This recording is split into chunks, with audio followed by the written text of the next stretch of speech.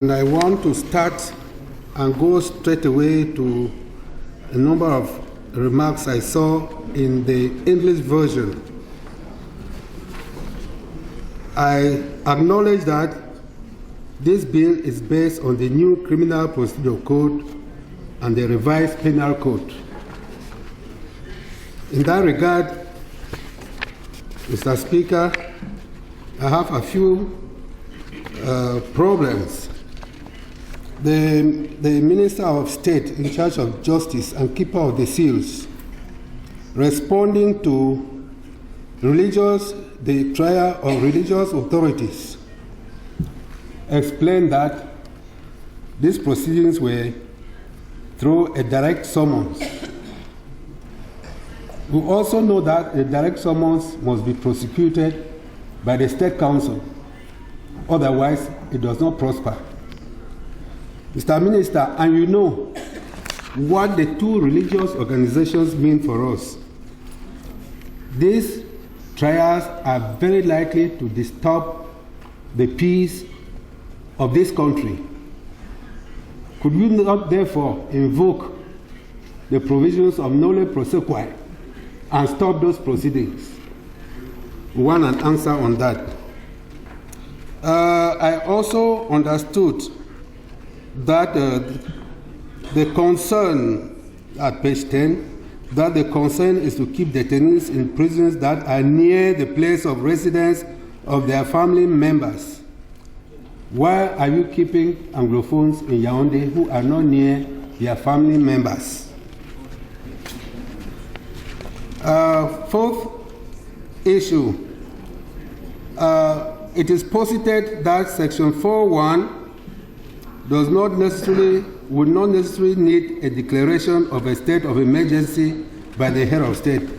Why, therefore, must it only be the Yaounde Military Tribunal that must try people in the circumstance, when the composition of the military tribunal at the regions and all over the country are exactly the same, and the people, the personnel, are of the same qualification?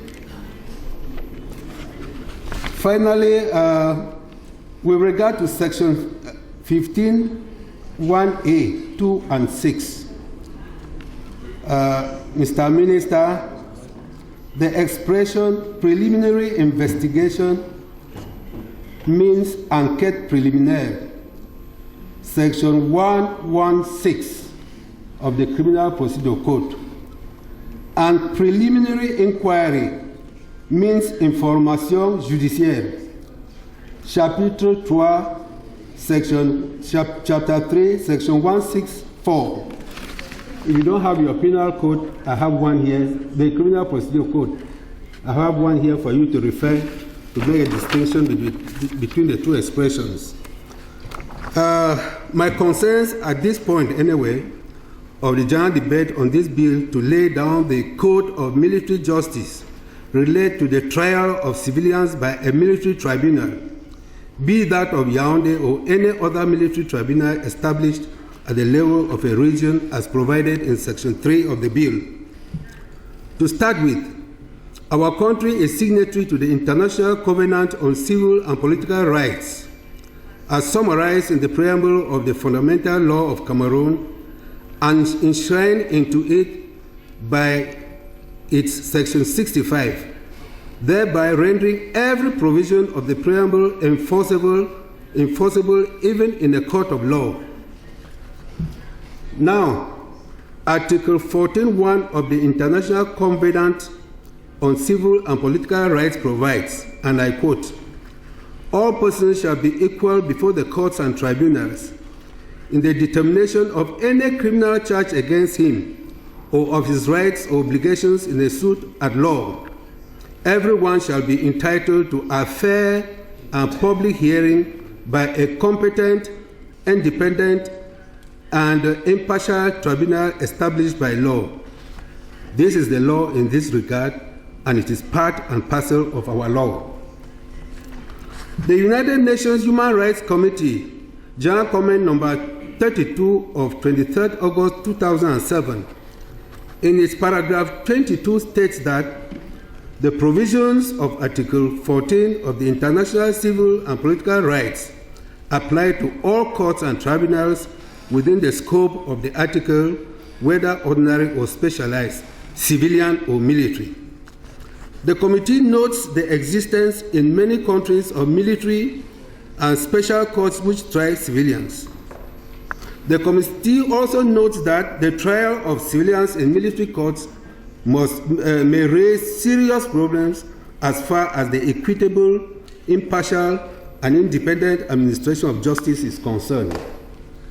Trials of civilians by military courts should be exceptional, that is, limited to cases where the state party can show that resorting to such trials is necessary and justified by objective and serious reasons, and where with regard to the specific class of individuals and offenses at issue, the regular civilian courts are unable to undertake the trials. It is incumbent on the minister or ministers, two of you, and on behalf of the government of Cameroon, that trials of civilians before military courts be justified, and it is their duty to demonstrate that the regular civilian courts are unable to undertake the trials or are inadequate to the task, and therefore that recourse to military courts is unavoidable. This is what we expect you to demonstrate to this August House today, that the civilians who are tried in military courts is because our ordinary courts are incompetent, incapable to try them. Again, the United Nations Special Rapporteur on the independence of judges and lawyers, including the independence of the judiciary and the administration of justice, in his report of 31st December 2003, stated in paragraph 60 the following: using, and I quote, using military or emergency courts to try civilians in the name of national security, a state of emergency, or counter-terrorism poses a serious problem.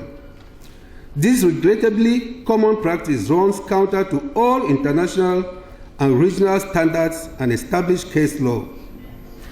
The Human Rights Committee has time and again asserted that military courts may only hear cases involving military personnel charged with crimes or offenses relating to military matters. The Inter-American Court of Human Rights has established a wealth of case law in this regard and has also considered that bringing civilians before military courts is a violation of due process and the principle of the lawful judge. The European Court of Human Rights has also asserted this principle. The African Commission on Human and People's Rights has held that the trial of civilians by military courts is contrary to Articles 6 and 7 of the African Charter and the basic principles on the independence of the judiciary. Furthermore, according to the principles and guidelines on the right to a fair trial and legal assistance in Africa of 2003, Principle G, having as heading, right of civilians not to be tried by military court states, A, the only purpose of military courts shall be to determine offenses of a purely military nature committed by military personnel.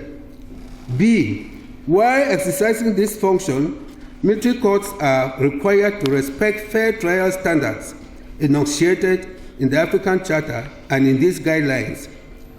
C, military courts should not in any circumstances whatsoever have jurisdiction over civilians. In the light of the going, or the foregoing, where are you taking our country, Cameroon, to, Mr. Ministers? Are we a member of the United Nations? Are we a member of the African Union? Are we going to continue to live in a state of barbarism? Is this bill worthy of being termed a piece of toilet roll? Again, and on another score, the principles and guidelines on the right of fair trial and legal assistance in Africa provides in Principle M, titled provisions applicable to arrest and detention. Pas encore, Monsieur le Président. Mr. President, I am not going to stop at this because it concerns and will end with a very serious matter. Right to liberty and security. A state shall ensure that the right of everyone on its territory and under its jurisdiction to liberty and security of person is respected. B. States must ensure that no one shall be subject to arbitrary arrest and detention, and that arrest, detention, or imprisonment shall only be carried out strictly in accordance with the provisions of the law and competent officials or persons authorized for that purpose, pursuant to a warrant on reasonable suspicion or for probable cause. We cannot be, Mr. Speaker. Mr. Speaker, permit me. This is a very fundamental issue. Under what instrument? 1 minute. No, but let him speak. Mr. Speaker, I'm asking for time. Mr. Speaker, I'm asking for time.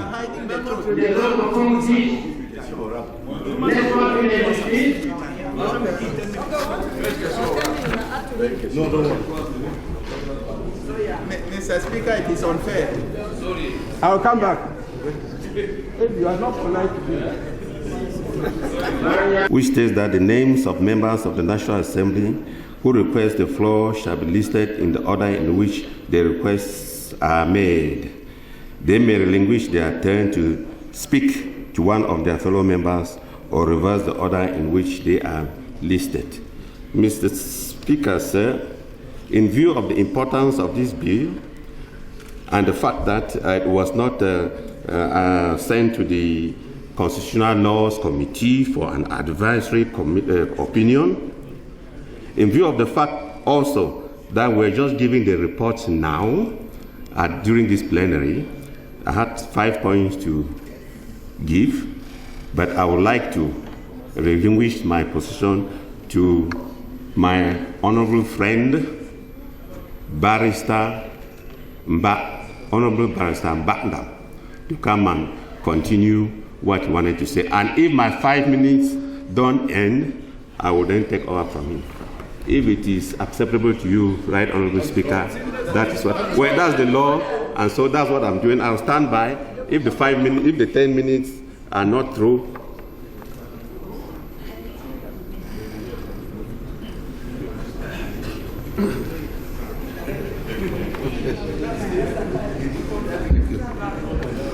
I think I will thank my colleague for giving me the floor and not the Speaker of this House, because he has done everything to forestall debate on this matter.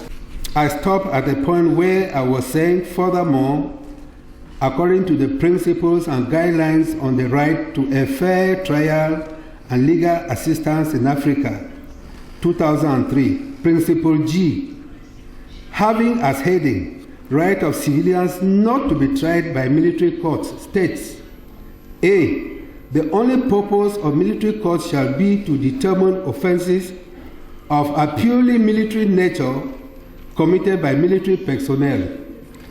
B, while exercising this function, military courts are required to respect fair trial standards enunciated in the African Charter and in these guidelines.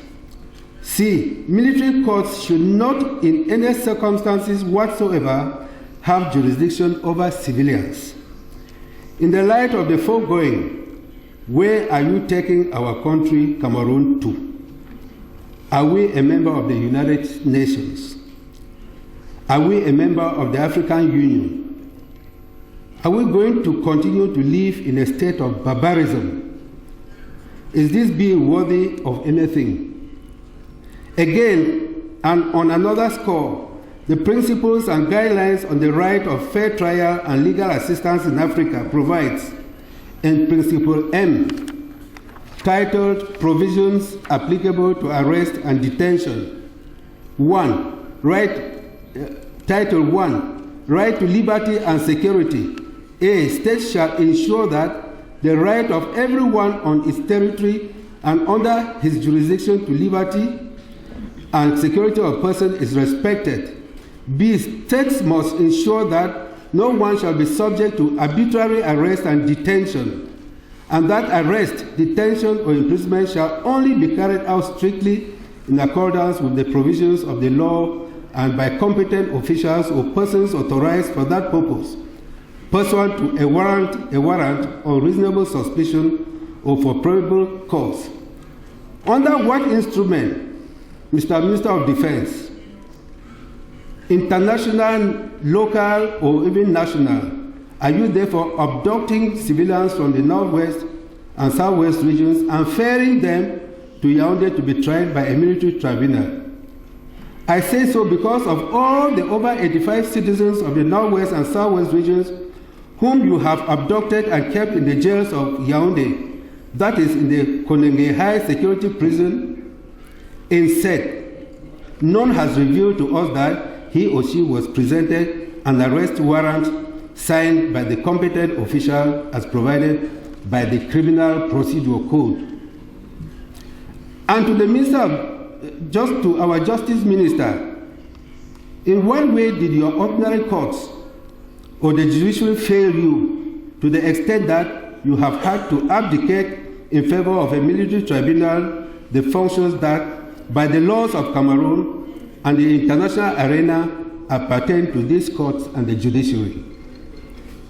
I believe that if adequate answers are provided to the varying questions I have posed, and having regard to all that I have presented so far, we will certainly be called upon to revisit the content of Section 8 of this bill, which concerns the competence of the military tribunal.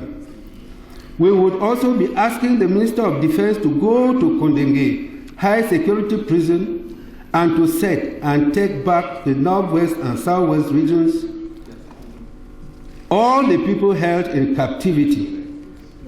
This would constitute a demonstration that we are a law-abiding nation, that we are a country that respects the rule of law, and that the breaking of Cameroon into two distinct countries should be taken off the agenda. Else, the people of the northwest and southwest regions have more than enough evidence and justification to exercise their inherent right to self-determination. They cannot sit by and face total annihilation and extinction. We await your answers.